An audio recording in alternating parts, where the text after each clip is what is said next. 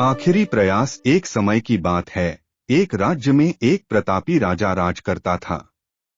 एक दिन उसके दरबार में एक विदेशी आगंतुक आया और उसने राजा को एक सुंदर पत्थर उपहार स्वरूप प्रदान किया।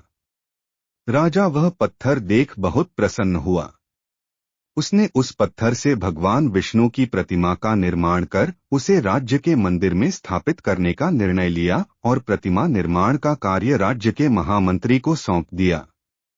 महामंत्री गांव के सर्वश्रेष्ठ मूर्तिकार के पास गया और उसे वह पत्थर देते हुए बोला, महाराज, मंदिर में भगवान विष्णु की प्रतिमा स्थापित करना चाहते हैं। 7 दिवस के भीतर इस पत्थर से भगवान विष्णु की प्रतिमा तैयार कर राजमहल पहुंचा देना। इसके लिए तुम्हें 50 स्वर्ण मुद्राएं दी जाएंगी। 50 स्वर्ण मुद्राओं की बात सुनकर मूर्तिकार खुश हो गया और महामंत्री के जाने के उपरांत प्रतिमा का निर्माण कार्य प्रारंभ करने के उद्देश्य से अपने औजार निकाल लिए।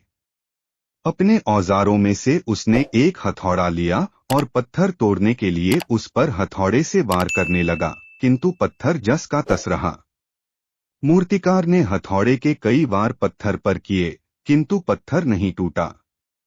50 बार प्रयास करने के उपरांत मूर्तिकार ने अंतिम बार प्रयास करने के उद्देश्य से हथौड़ा उठाया, किंतु यह सोचकर हथौड़े पर प्रहार करने के पूर्व ही उसने हाथ खींच लिया कि जब 50 बार वार करने से पत्थर नहीं टूटा, तो अब क्या टूटेगा। वह पत्थर लेकर वापस महामंत्री के पास गया और उसे यह कह वापस कर आया कि इस पत्थर को तोड़ना नामुमकिन है, इसलिए इससे भगवान विष्णु की प्रतिमा नहीं बन सकती। महामंत्री को राजा का आदेश हर स्थिति में पूर्ण करना था, इसलिए उसने भगवान विष्णु की प्रतिमा निर्मित करने का कार्य गांव के एक साधारण से मूर्तिकार को सौंप दिया। पत्थर लेकर मूर्तिकार ने महामंत्री के सामने ही उस पर हथौड़े से प्रहार किया और वह पत्थर एक बार में ही टूट गया। पत्थर टूटने के बाद मूर्तिकार प्रतिमा बनाने में जुट गया। इधर महामंत्री सोचने लगा कि काश पहले मूर्तिकार ने एक अंतिम प्रयास और किया होता तो सफल हो गया होता और 50 स्वर्ण मुद्राओं का हकदार बनता।